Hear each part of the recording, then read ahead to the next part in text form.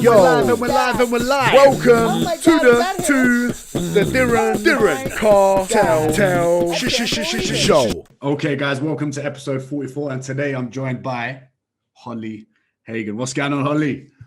Oh, I'm brilliant. I mean, I'm a little bit bored actually in lockdown at the moment. Lockdown 3 is a killer, but I think you've had it worse than most. I've been in this room for like 2 weeks, but you know what? I've been crazy productive, and I guess that's why kind of you're here today as well. You know, kind of made this happen as well. And you know what? Before why people listen to this, I want to point out that I've took a lot of shots at you. I've took a lot of shots at you, Holly, and you know, and it takes a lot for someone to kind of face me in that sense. And I just want to say, like, mad respect for that, and I want everyone to know that as well, because I reckon there'll be some people that jump on this and be like, Diren, what the fuck are you doing? You know? Yeah.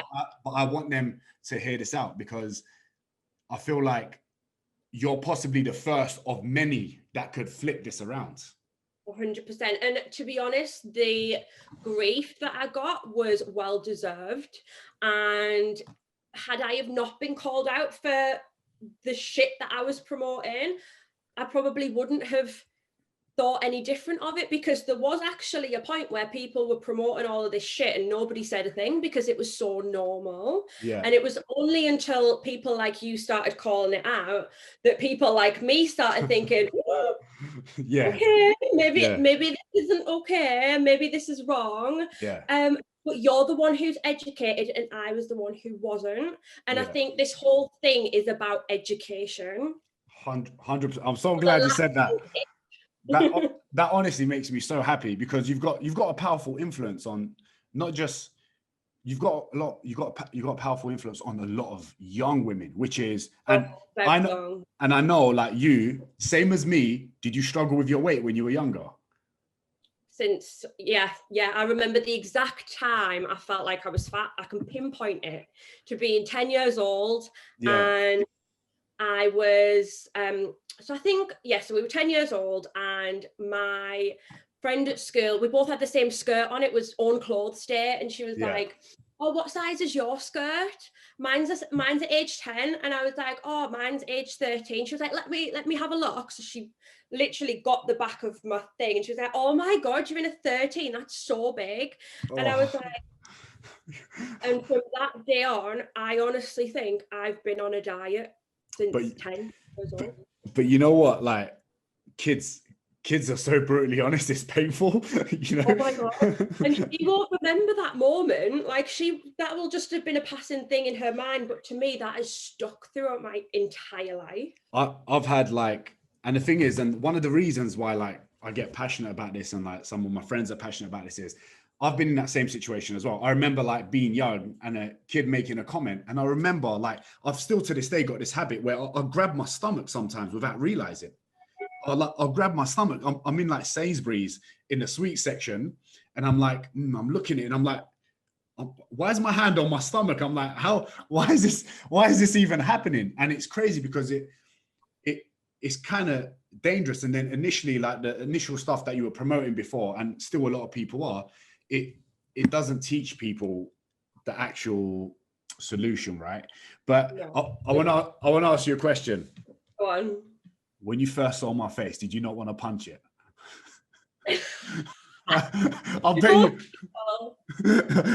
bet you did. I bet you thought, what was the initial thing when you saw, like, when I took shots? Were you like, this prick?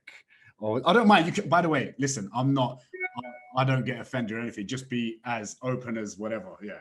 No, do you know what? I think my initial thought was just sheer fear, because when all this stuff happened and when it blew up, because I'd promoted these products for a long time without anyone saying anything.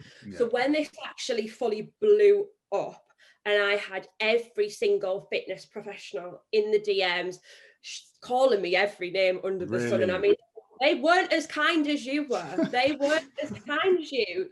You were actually probably one of the kinder ones. So I'm just like, oh my God. And you do feel like you're being targeted. You do feel like you're being bullied. You do feel like that until you actually sit down and you think, right, okay, well, if everyone's saying this, maybe there is a problem. And then that's the point where you've got to think, right, I need to educate myself. And Google's free. Like a lot of people will be in your inbox, won't they? Being like, help me. It's like, Google fucking free. Like, Google, what's a calorie deficit? Go and fucking Google it. But you know what? Again, but this is, I think, and this is why, like, and I mention this a lot, like, all the information that we need with anything in the world, whether it's fitness related, financial, whatever, you can find it, right? You can find it. But people, I guess they're drawn to people that they trust, right? So people have been watching you on TV for years. I remember watching you on TV when I was like, I watched it for like a couple seasons, I think I was 17 or 18. I just remember you with red hair. Oh my God, yeah, that back in the day. I remember that, and I was like, yeah, I remember that. And then I was like, I guess people, they're just drawn to who they know. And they're like, shit, if this person's promoting this, and maybe I can trust them. And it's just a natural thing. It's just like seeing an ad that you would see on Facebook or YouTube all the time. And then you kind of eventually, subconsciously, kind of get sucked in a way. Do you know what I mean? I think, well, if they're using it and they're promoting it, then it must work, because that's somebody who you like, who you admire, who you see all the time. Like, you don't think that there's going to be anything sinister behind it. And at the same time, I was pushing these products, but I also believed them. It wasn't really? Because okay, right? So I do, say, one of the slimming coffees, whatever. I do that for a week. I step on the scales and I lose half a stone. Now you know why I've lost half a stone, because it's a week. I think I've lost 7 pounds of fat, and I'm like, yes, this product actually works. I'm going to tell my followers about it and get paid for it. There can't be much wrong in that. It's the truth. It works. Now I know. Once I started eating again, oh my God, I put the weight back on. I need to do that product again because that product worked. Without, and then ending up in this cycle of these shitty products without actually realizing you've literally just shit out half a stone. And you are half a stone lighter because you've got no water in your body. You're literally dehydrated. That is it. But you know what? The fact that you said that you didn't actually know, and I can see you're genuine about it. And I'll believe you. And at the end of the day, how old are you, if you don't mind me asking? I'm 28. 28. We're the same age. 1992, yeah? 1992. Yeah, 1992. I've been on TV for 10 years making every mistake in public. So it's a lot. So this is what I was going to say. I was like, since you started TV, right? I was in fitness. I was working in the gym.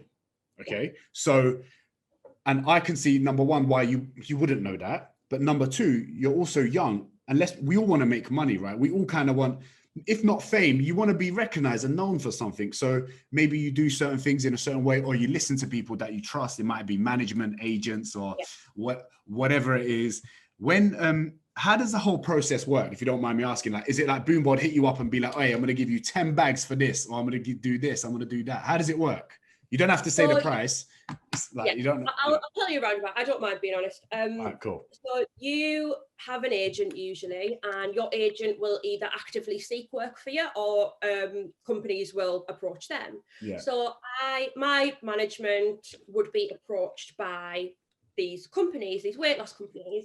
He would say to me, we've got this company. A lot of the times it would just get booked in. Like, you don't even question it, because it just comes in, it gets booked in, you do it, that's it. So at this point, I'm getting offered, I think it was a mid-range 4-figure sum, which is it's a pretty good number. So you do this product, you believe it works, you promote it, absolutely fine, and nobody says anything. So I did that a few times, and then all of a sudden a few little odd comments started coming through. So I started to question, and there was a point in my career, so I'd quit Geordie Shore, and on Geordie Shore I was making 5 figures 3 times a year. I was making very good money. So when I quit off my own back, I lost all of that money. And at this point I had no passion for anything. I thought my passion was makeup, so I went into makeup. I invested £30,000 into this company, and I lost every single penny. So I'm at a point now where I am just doing anything I can to get the money in. my mum's boiler's broke. Who needs to pay for it? I do. Okay. You know, these kind of situations. So it gets to a point where you are thinking more about your family than you are about what you're promoting on social media. And because you've done it before, there shouldn't be a problem. Yeah. But then one time, I was like, this will be the last time. I won't do it again. And I posted it and it blew up. And in that split moment, I lost the trust of every single follower I had ever gained, or at least that's how it felt to me. Okay. Yeah. Okay. So I am like bottom of the pile, no career anymore. Yeah. Everyone hates me. No one trusts me. I'm never going to be able to bring this back. And I deleted the photo, had to give them half the money back. But in the contract, they could still use my image. So this image is still circulating for years and years. And I couldn't get away from it. Really? Yeah. Fuck, that's shit. Yeah. So even though I wanted to kind of try and turn it around, I couldn't because these photos are still circulating. So at that point, I was just thinking I'm still in pretty much the same position because I've had to give half the money back because I didn't stick to my terms. Yeah. And I've done something really bad because now I'm sitting and I'm reading all these PTs tell me what I've done. And I'm like, do I want my daughter growing up in a world where she sees that these products are okay? No, I don't. Every single person said to me was right. Yeah. You know what? It's so good to hear that. What was it like, you know, when, because like you were doing it, there was a lot of other, like maybe Geordie Shore, their Only Ways Essex, all of that stuff. Was there like ever like conversations between you guys and being like, are you doing it? Are you doing it? Should I do it? Should I do it? Like, is that just a natural, was that happening? Yeah, that was happening. There was a few times when people would message me saying, did you get a lot of grief for this? I said, honestly, it ruined my career. And if you choose to do that, you are probably going to ruin yours as well. So I did try and kind of warn people off from doing it. But at the same time, at this point, I still didn't have the education to know truly why it was wrong. But I was trying to get people not to do it anymore. Yeah, you just got some signals. You were like, okay, there's something kind of not right. You're probably, I'm assuming you kind of might be even scared to even talk to a personal trainer, I guess, because of the shots because of the shots we were firing, you know, because there's a part of me, you know, when I send something like that, right? And because I know like that managers might push, managers might this, and again, do it for the greater good, right? Yeah. Which is why when I do it, I inbox, I'm like, listen, don't do this. And I always wait for like a reply. You replied. And we spoke about it, which was cool. Yeah. Everyone else, not really. I remember Gaz, he does Herbalife, innit? Oh, he's been trying to push me to do Herbalife for years. No, don't, please. Wait, Holly, I would never do that. All right, I'll help you business everything. Just don't do it. Never do that. Because I took shots at Herbalife, right? And when that happened, everyone was like, "Hey, have you seen this post?" I'm like, "I can't see it. What post are you talking about?" I'm like, "Whose profile is this? I can't see it." Yeah. He's already blocked me. I haven't even. So scared. No, maybe again. I was like, okay, they're obviously these guys all talk like the Herbalife distributors up top. Tell them like, hey, block these people straight away ASAP, so you don't get into, so they don't play around. Yeah. So what I was going to ask you is, you know, when you're like all this TV stuff was happening, which would be like fucking amazing. You're going from being real young, you're earning decent money, you're on TV, doing what I'm assuming you love, right? When all that's happening, when all that's happening, do you not get like financial advice from people being like, Holly, okay, I think you should do this. I think this is going to be good for you. Or is it like more beneficial for you to kind of fuck up? Do you know what I mean? So we got no financial advice. So you've got to think, I was 18 when I first went on TV. Yeah. I come from a family who's never been self-employed. So they've always worked for people. Okay. And for 3 years of Geordie Shore, I thought I was employed by MTV. So I wasn't paying any tax. But thankfully, because MTV weren't paying us for the show at this time, we were doing it for Jaeger bombs and kebabs. It didn't really matter because I was earning fuck all anyway. Wait, hold on. You weren't getting paid? We genuinely, you've got to think, 18-year-old gets told they can go and live in a house for free. You get all your food, all your drinks, kebabs, everything paid for. We were like, hell yeah, let's go and do that. Listen, if you want kebabs, if you want kebabs, just come to me next time, innit? I'll pay for kebabs in London. Yeah, go on, carry on. Yeah, go on, carry on. So free everything. And that happened for 3 series. We didn't get paid a penny, so we actually had no money for a long time, and everyone thought we were rich. People think if you're on TV, you're rich. Yeah, and you're not. Yeah. People assume that as soon as you have some following, when you do this, when you do that, they don't realize that when that starts to happen, you're getting a lot of stuff probably for free, but initially you're not probably making that. But I didn't actually know you weren't getting paid. So this now kind of tells me why you're probably in a state where you're like, okay, I need to bring some cash in. Like, I need to bring some, how am I going to utilize this? We were pre-Instagram. There was no Instagram when we first started. That's true. The first thing I got sent was a free phone case. So I was like, oh my God, someone's sending me a free phone case, and all I have to do is like post about it. And I couldn't believe someone wanted to send me a free phone case. Honestly, this is how grateful we were. But it was really hard for the girls in the beginning because the way that we made our money was through club appearances. And the lads on club appearances would smash it. They loved it. Okay. The girls on club appearances would be touched. I would have my boobs grabbed. I would have my bum grabbed.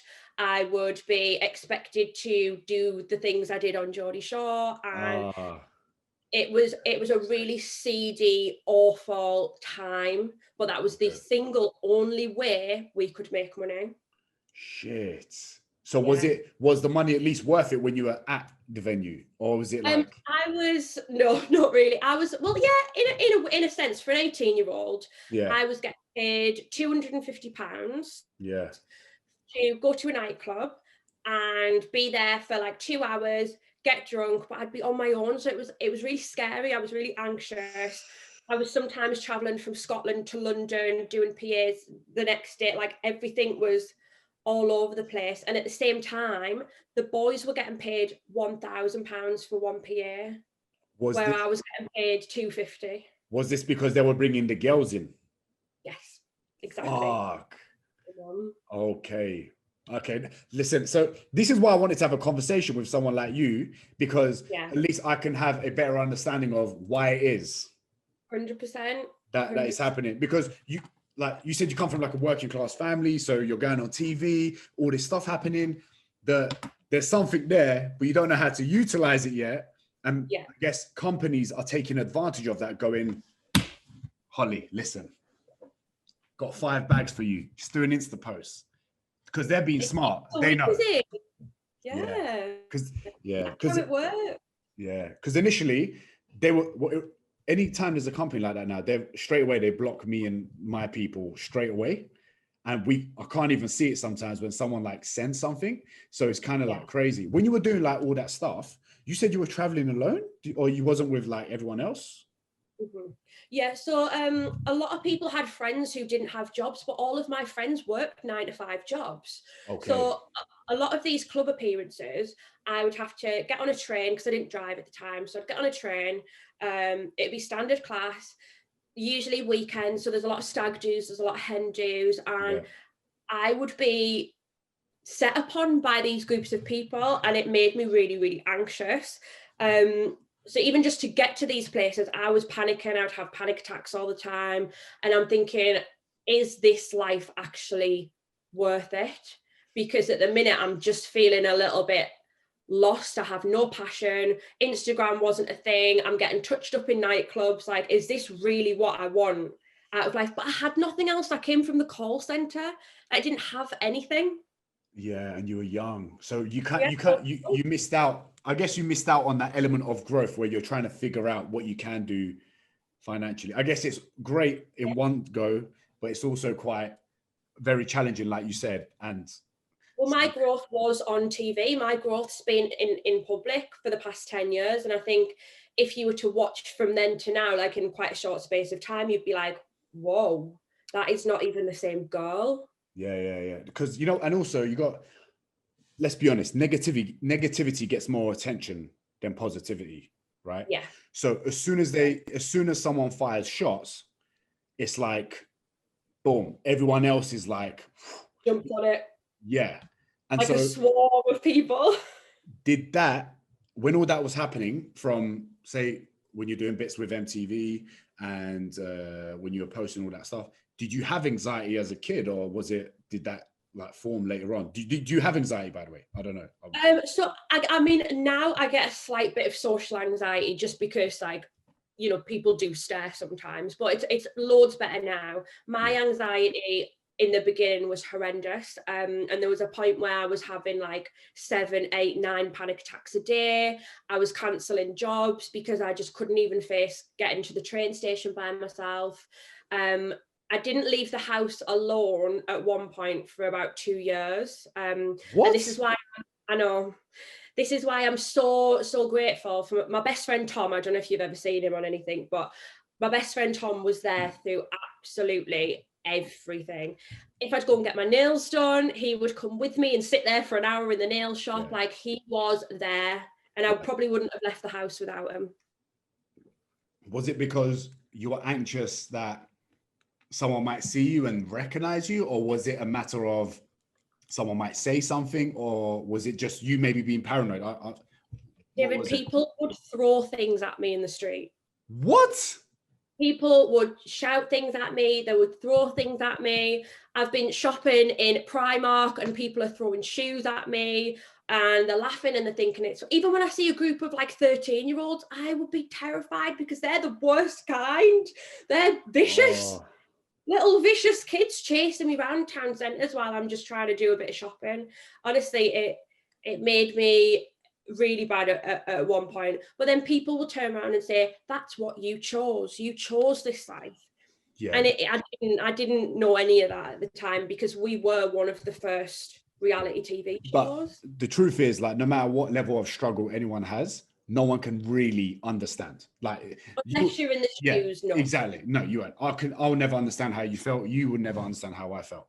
And when people say you chose that life, that's an easy option for them to go, be fucking grateful, stop whinging. That's what it is. That's what it is. But really, they don't know that there's obviously an element of struggle, whether it's mental, physical, or whatever it is, there is that element of struggle. When did you feel like that after 2 years of that? Wait, how old were you when that was happening? Well, I was 18 and this probably started, I mean, it kind of started getting better when I was about 24. So that's still quite a long time. Yeah. And I was in a really bad relationship with my ex. He made me feel horrendous about myself. And I really did lose myself in that relationship. Okay. Yeah. And that was all seen on TV, on Geordie Shore and everything. So my life was playing out horrendously and I was crying all the time. And then when I was 24, I just turned around one day and I was like, do you know what? I am a good person and I am going to do everything that I possibly can to know that and to be happy on my own. And I wanted to be single for 3 years. I wanted to go and do everything. And then 6 months later, I found the love of my life, Jacob, who is a professional athlete. He's got a very strict lifestyle. He's got a very good lifestyle and he's had a very positive influence on me. Wicked. And it was at this point where I thought, you know what, for once in my life, I'm going to try and do this properly. So I signed up with Tyler Mullins at Real Life Health and Fitness, and he taught me everything that I know today. And he genuinely changed my life. Sick. And for someone like yourself, you've struggled in the past. When you constantly worry about weight, it is on your shoulders every day, every minute. Yeah. Now I don't even think about it. And that weight has been lifted off my shoulders and I can eat whatever I want, whenever I want, as long as it's within my numbers. Yeah, exactly. Is your PT, is it a mixed race brother that I see with you? Yeah. Okay. Yeah. I see a few photos on your profile. Yeah. That's good. That's wicked. Yeah. That's amazing. That's good. I'm glad you found that. When you said you're getting married, right? Yeah, this year, hopefully. Congratulations. And your guy's an athlete, you said, footballer? Yeah, he plays football. Sick. And you know what? The mad thing is, I played a lot from a young age, and that is something that kept me disciplined, right? And when you go into a relationship like that, did you feel like that discipline, it just naturally kind of comes across to you, or? Yeah. So in the beginning, he will tell you, he was like, he could not believe my lifestyle. I would get a takeaway on a Wednesday and I would get a takeaway on a Sunday. And he'd be like, what are you doing? And I'm like, this is just normal life for me. Like everyone in my area, everyone who I was surrounded by, look, you are who you hang around with. Okay. Yeah, 100%. Whoever you surround yourself with, you become. So if I'm surrounded by people who are eating takeaways every day, that's what you're going to do. When I started getting with him and he was like, why don't you go to the gym? Why don't you try and do this? Why don't you try and do it the healthy way? Because I actually was bulimic for about 5 years as well. I used to make myself sick. Okay. And this was up until, really, I know, deep shit now. Yeah. Which I didn't think there was anything wrong with it. And I met him and he was like, no, you can't be doing that. And I was like, why?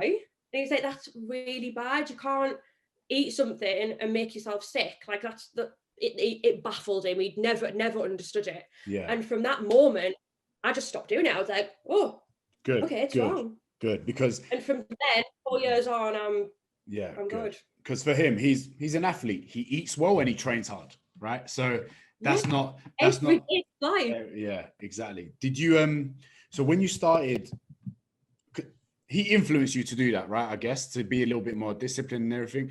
And as soon as you started, when you signed up to the gym, did you was it just like an instant thing of what was the most beneficial thing other than like say losing the weight? Was it mentally feeling good, or what was it?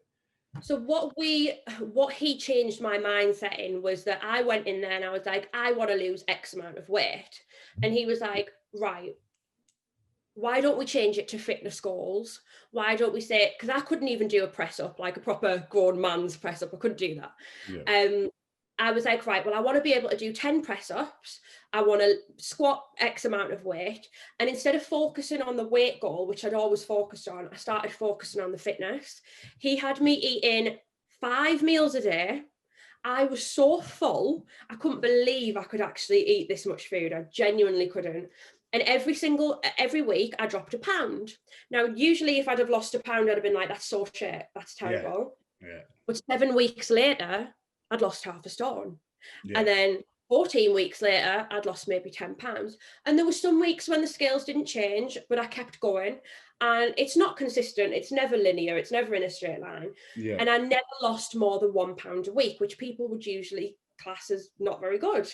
Yeah. But here I am now, 28 pound lighter, still eating everything that I want. And I don't even really focus on the scales anymore. It's just focusing on fitness and how I feel. I'm so glad that you said that. And I feel like, I mean, for example, like say, how many seasons would there be in a year when you were doing Geordie Shore? Was it like 2, 3 or?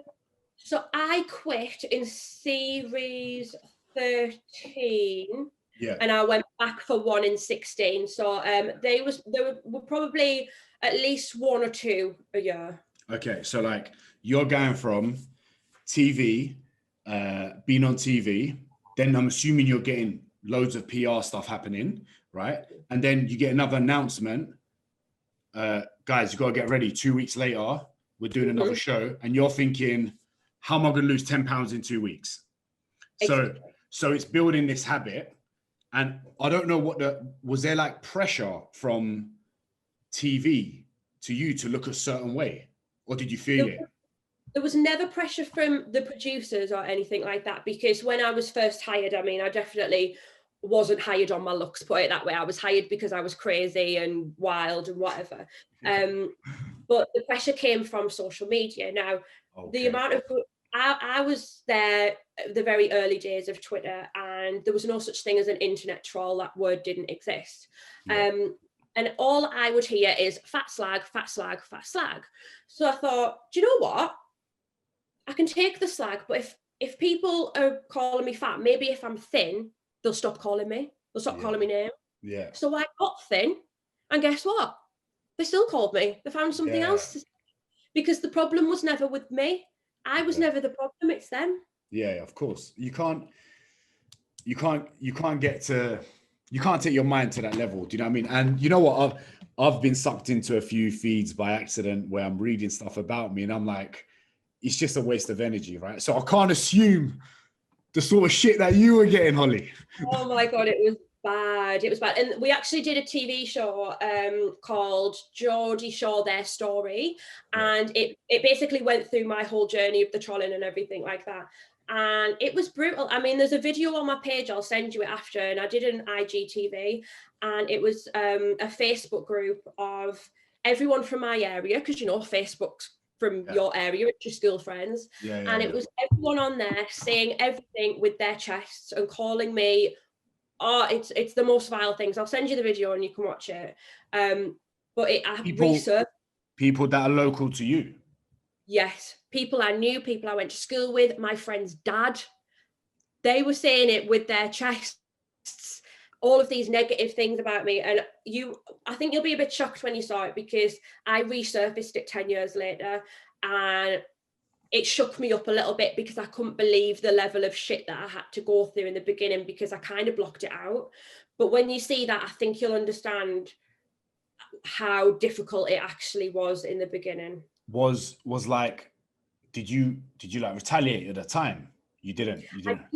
I blocked everyone on Facebook. I came off Facebook for a year, so I didn't have to see it because it was that bad.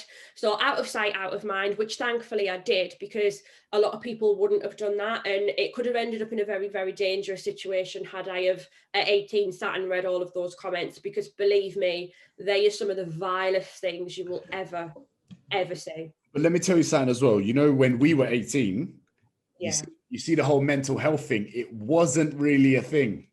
No one spoke about it. No one spoke about it. Well, it was a thing, obviously, but no one spoke about it. Do you feel like, right? No, like, would you guys, for example, when you were doing all the shows and stuff, would you be having, not prep, but maybe someone coming up to you and being like, Holly, are you okay? Like, so we had every series we had a psychologist meeting or whatever, and we'd speak to the psych and we'd talk about what we were going through. But I lied. I didn't tell him anything.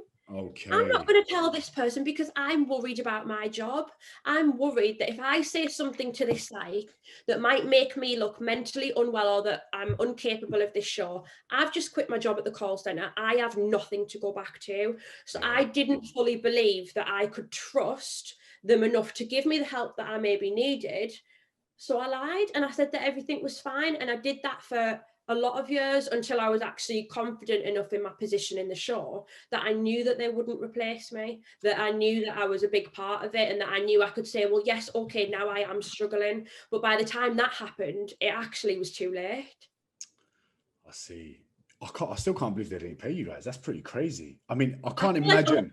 I'm saying to you, you're quite shell-shocked at, because I don't think you've ever heard anyone talk from this side of it. No, not from where you are right now and how much TV you've had. And I know a lot of people are not going to know that are listening to this. You know what I mean? So, which is why I'm like, that's pretty fucking crazy, because when I'm thinking about it from a business standpoint, they would have monetized the fuck out of you guys. Like, you got, the show was everywhere. I remember I had friends in Australia.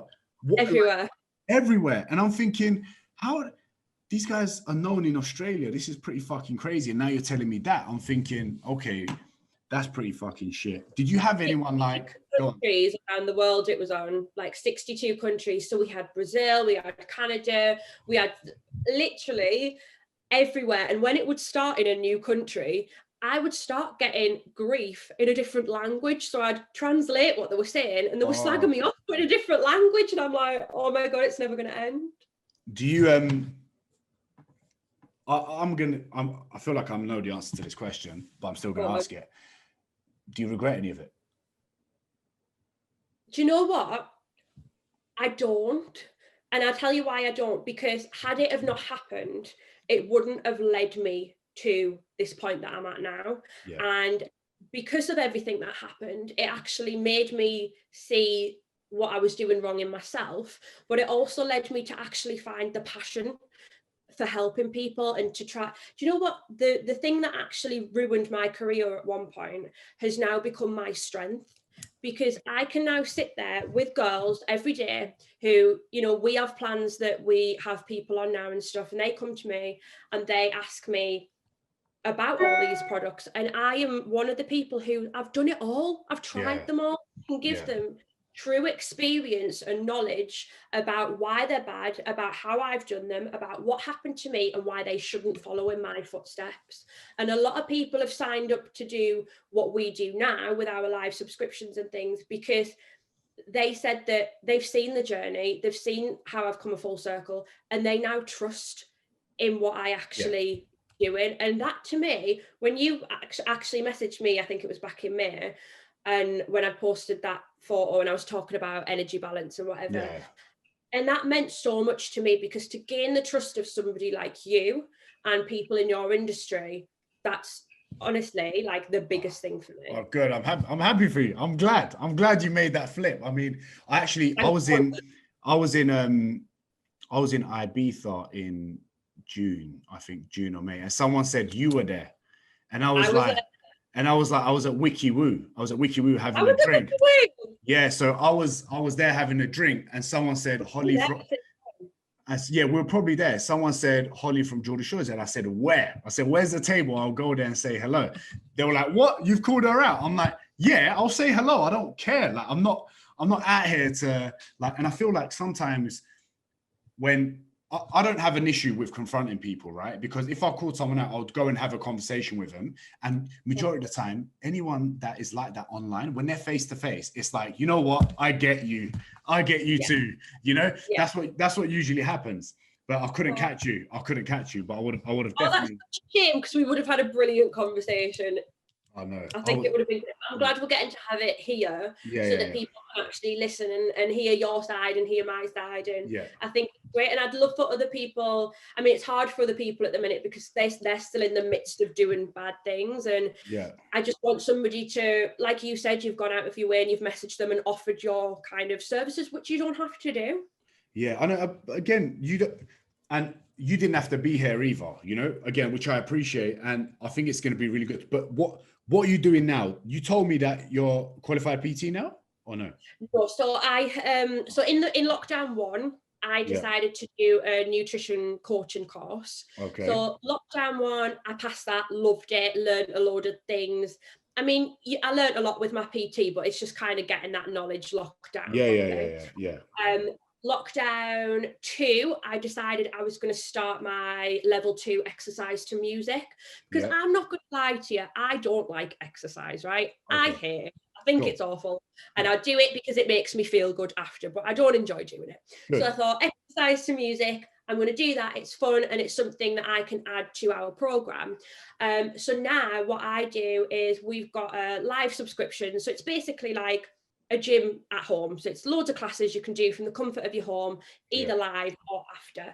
And we have a big Facebook group, loads of people in there supporting. And what I hope to do is to be able to, at some point, add myself onto the timetable once I'm qualified, so that I can do my classes. And I hope to grow that and be able to show a fun side of exercise, and also give people the knowledge of all the mistakes that I made and just telling them not to do it.